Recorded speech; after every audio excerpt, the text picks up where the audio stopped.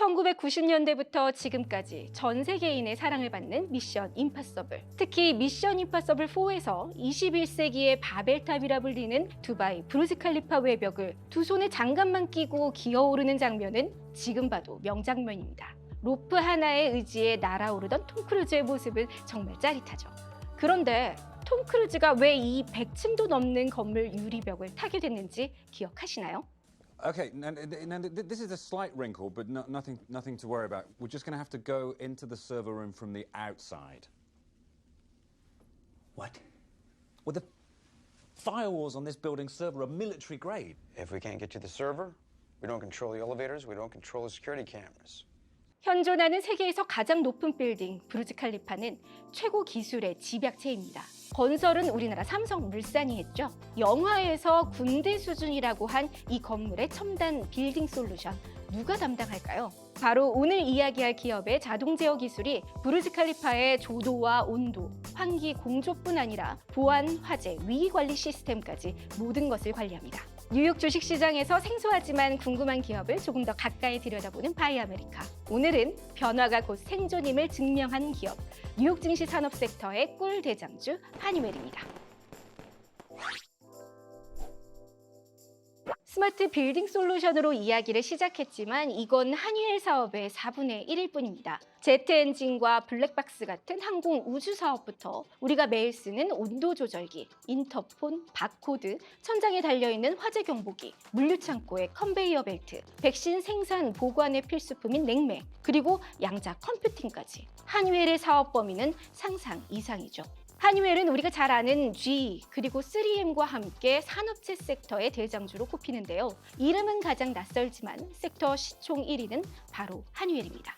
하니웰의 시총은 1,452억 달러, 3M은 699억 달러, G는 865억 달러로 최근 분사된 G 헬스케어를 감안해도 하니웰이 G를 웃돕니다. 세 기업 모두 소비자에게 친숙한 대표 상품을 넘어 사업이 다각화되어 있다는 공통점이 있죠.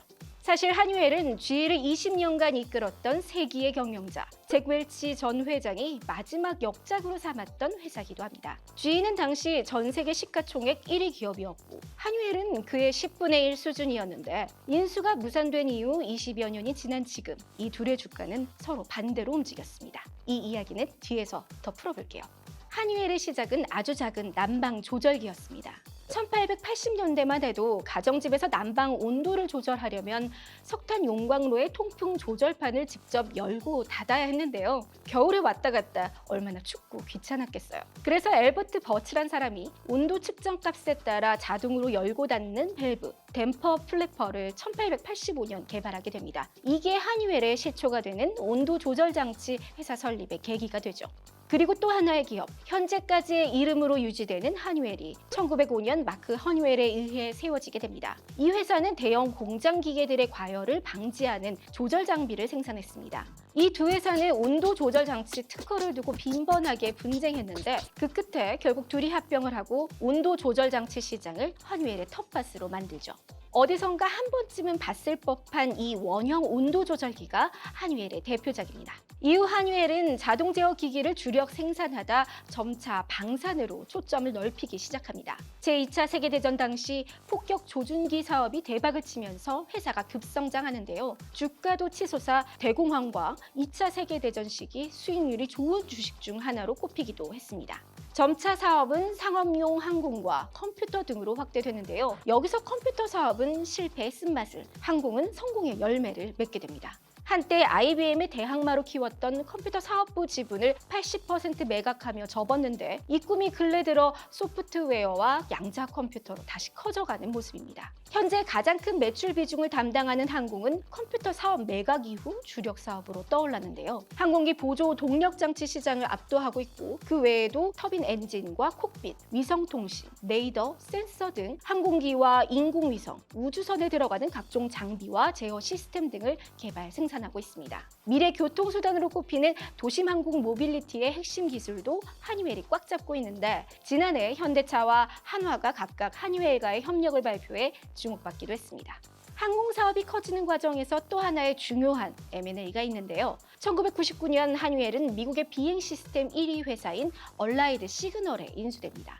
사명은 피인수 기업의 이름 한유엘을 유지하는데요. 몸집은 작았지만 브랜드 인지도가 훨씬 더 높았기 때문입니다. 난방 조절기 파워가 컸죠. 이외에도 한유엘은 크고 작은 인수를 통해 현재 4개의 사업 구조를 구축합니다. 항공우주와 빌딩 테크놀로지, 특수 소재 사업, 안전, 생산성 솔루션 사업을 아우르는 기업으로 성장한 거죠. 첨단 자동 제어 솔루션은 단순히 건물의 온도, 습도를 맞추는 것이 아니라 에너지 소비량을 낮추고 빌딩의 유지 기간을 늘리며 이상 징후를 더 빠르게 감지하고 스스로 대응하는 지능형 관리 소프트웨어입니다. 한유엘의 장점은 하드웨어 장비와 제어 솔루션 소프트웨어를 모두 자체 기술로 보유하고 있다는 것이죠. 그리고 최근 한유엘은 유서 깊은 온도 조절 장치 사업부를 분사시키며 한 시대의 끝을 마무리 지었습니다. 140년에 가까운 시간 속 난방 조절기 회사에서 산업용 소프트웨어를 설계하는 첨단 기술 기업으로 변모한 것입니다. 매출 구조 측면에서는 경기 변동에 민감한 두 부분과 안정적인 두 부분으로 나뉘어서 꽤나 밸런스가 있습니다. 최근 6분기 연속 어닝 서프라이즈를 기록했고 매출은 2022년 내내 약 7%의 성장을 지속해 한 해 매출이 코로나 이전 수준을 넘어설 것이란 전망입니다. 주가도 지난 6개월간 약 24%가 올랐는데 같은 기간 산업 섹터 평균 상승률은 7%에 불과했죠. 올 초 모간 스탠리와 웰스파고가 한유엘의 목표가를 상향한 반면 UBS는 주가가 높은 수준이라며 투자 의견을 낮추기도 했고요. PER은 27.7배, PBR 8배 수준으로 섹터 평균에 비해서는 높은 수준입니다.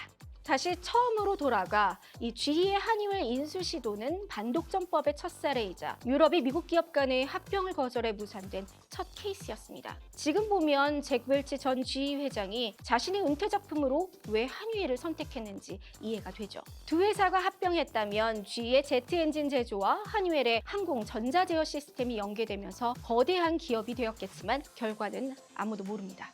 아이러니하게 GE는 웰치 회장의 퇴임 이후 내리막길을 걸었고요. 찰스 다윈의 유명한 말이 있죠. 변화에 적응할 수 있는 종이 살아남는다. 한유엘이 성장을 거듭할 수 있었던 것은 시대의 변화에 끊임없이 발맞췄고 생존을 위한 혁신을 거듭했기 때문 아닐까요?